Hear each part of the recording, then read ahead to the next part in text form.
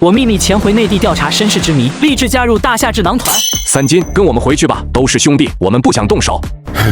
你该明白规矩的，哪个部队的人出了问题，哪个部队人负责处理，周围的都是你徒弟，我也是你结拜大哥，都不想动手。你放心，回去之后我们会全力保你。我还以为你电话找我喝酒呢，老杜，你太让我寒心了。理解万岁吧。队长，别逼我动手。秦王孙银虎归队。抓师傅总得有个理由，否则我不服。身为龙焰的人，我孙银虎当然要服从命令，但是绝不盲从于命令。执行命令。三金叹了口气，刚往前走2步，杜连成直接惨叫一声，晕倒在地。送兵就送兵，搞这么复杂干嘛？你这演技也有点太差了吧？杜连成躺在地上装死，顺手拨通了吴老总的电话。干爹，要不说您最疼我呢，换个人都不行。派来了14个人，加上秦王他们，正好是一个完整的战术小组。你的黑色通缉令马上就下来了，好自为之。15个，你不散人，给老子回来！你让我玩2天行不行？所有人集合，从现在开始我将行使指挥权，跟着秦王喝酒去。别他妈装死了，没人了。没人了？什么局？航母的事要尽快。其次就是苏丹准军事基地，别以为老总和蔼可亲，他是真正的战争狂人，想要的不止一个准军事基地。吴老总还要求我干嘛？其他的自由发挥。他说你能把握住，就是借战略格局而言，老总说你比他强的太多。转告老总，我知道该怎么做。安排好杜连成，三金秘密赶回内地，没人知道他离开了，就连秦王孙银虎都被蒙在鼓里。红岭镇是个穷地方，三金刚到就看到了一个熟悉的身影。金科长您来了，您就是在易容，也掩盖不住可知日月的潇洒倜傥。别人帅的明显，您帅的是内在，模样可以掩饰，但气质根本掩盖不了。妈的，老子画成这样你都能认出来？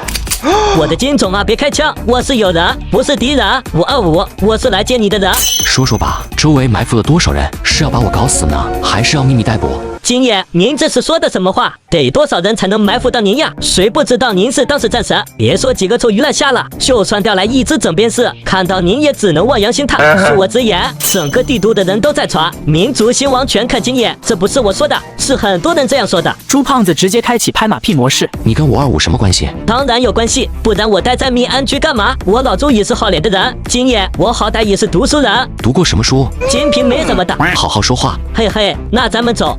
经过1个小时的车程，三金来到一处祠堂。371539，没错没错。老人家，您到底是谁？525又是什么意思啊？我就是个等电话的人。525是当年你父亲用于监控、掌控民间组织的队伍。帮派吗？帮派只是极小的一部分，它涵盖很多行业，包括许多能人异士，散落在每一个角落。也就是因为其分散，所以525最终得到了保存。说到底，525其实是一支藏在民间的情报系统。其他的都是国家的，但525是你们家的。你父亲早就预感到会出问题，所以提前着手打造525，可最终还是出事了。老人家，这是钥匙，去邱家找到你母亲的保险箱，就能拿到525所有的资料。不管有任何事，都可以交给我儿子办。朱科长是您儿子？老人点点头，示意三金离开。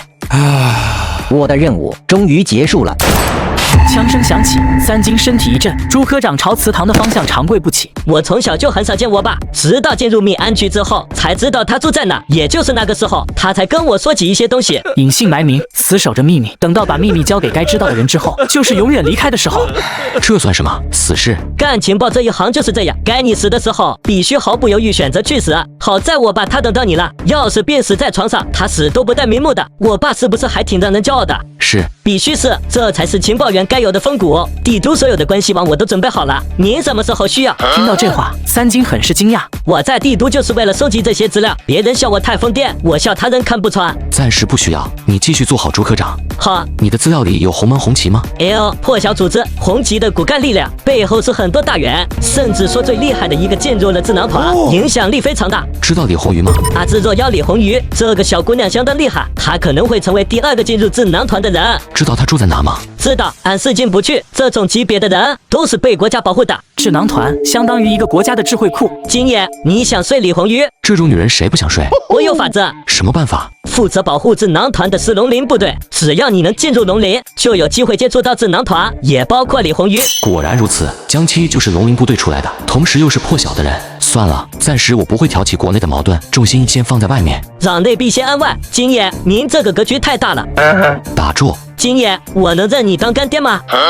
说错了，是让我儿子认你当干爹。您看行不行？别看我长得丑，但我儿子挺帅的。太行了，你这么厉害，我干儿子绝对青出于蓝。猪胖子需要得到信任，三金也需要他的绝对忠诚。胖哥，达到怎样的标准才能被智囊团吸纳？很难，起码得具备长远的目光，军事方面以及经济方面得能做出预测以及实操。现价，你想进智囊团？有这个想法，破晓已经站在山巅之上，想跟他们抗衡太难了。与他们为敌，很可能就是与智囊团为敌，毫无胜算。这倒是，智囊团掌握的资源太多，为了睡里红鱼，我觉得进入智囊团是个不错的想法。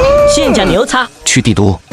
你疯了！据我所知，对你的黑色通缉令很快就会下达。现在去帝都就是找死。放心吧，有人保我。混到这个程度，老子要是没几张底牌，早就被弄死了。现价，你现在该做的是在外面攒够资本，然后再转向国内，不要冲动啊！我就是要去秘密见一见我干爹。吴老总，见吴老总的是由猪胖子安排，地点就在他家里。是都安排好了，吴老总晚上9点过来。好，你出去吧，我写点东西。三金根据前世记忆开始整理起了货币战争的资料。93年，外资对暹罗国证券的投资为30多亿刀，94到95年上升至60多亿刀。从房地产市场看，预计96年房地产泡沫破灭，造成商业银行和金融公司经营状况恶化。预计6月底，暹罗商业银行不良资产达到1兆8000亿左右暹罗铢，不良资产率达到35%左右。晚上9点，干爹吴老总来了。你怎么回来了？想你了呗。胡闹，是不是遇到什么事了？干爹，我想进国家智囊团，能带我见国家智囊团金融方面的负责人吗？我这里有一份未来2年的货币战争推演。吴老总心中满是震惊，饶是他对货币战争不是很了解，但以他的战略眼光来看，无疑是一场惊心动魄的战役。我会转交给庞院士。嘿嘿，谢谢干爹。你小子，对了，我女儿你乔楚姐马上就要毕业了，一直想从事金融方面的工作，你有没有什么好的建议？做金融的话，肯定要去港岛。要是乔楚姐愿意的话，我就能安排。这我就放心了，你们年龄相仿，更好沟通。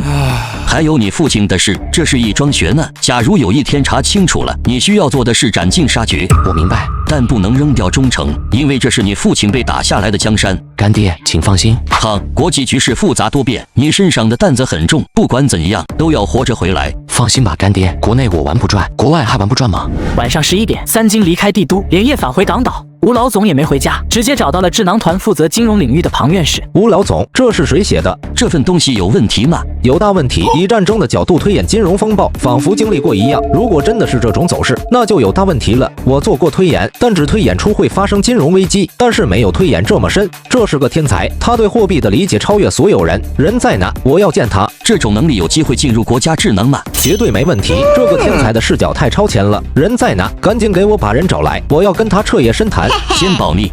消失了4天，三金终于回到港岛。老大，你怎么来了？送妞。老大，那个大表哥到底是谁？每天让我送妞，我都他马快成妈咪了。干爹，让你送妞你就送，尽量满足他。这小子到底什么来头？洪门太子爷。我就觉得太子爷不一般，每次都能挑出最好的妞。老大，我去帮太子爷找妞了。别找妞了，最近准备做事。砍谁？濠江那里的赌场似乎很来钱。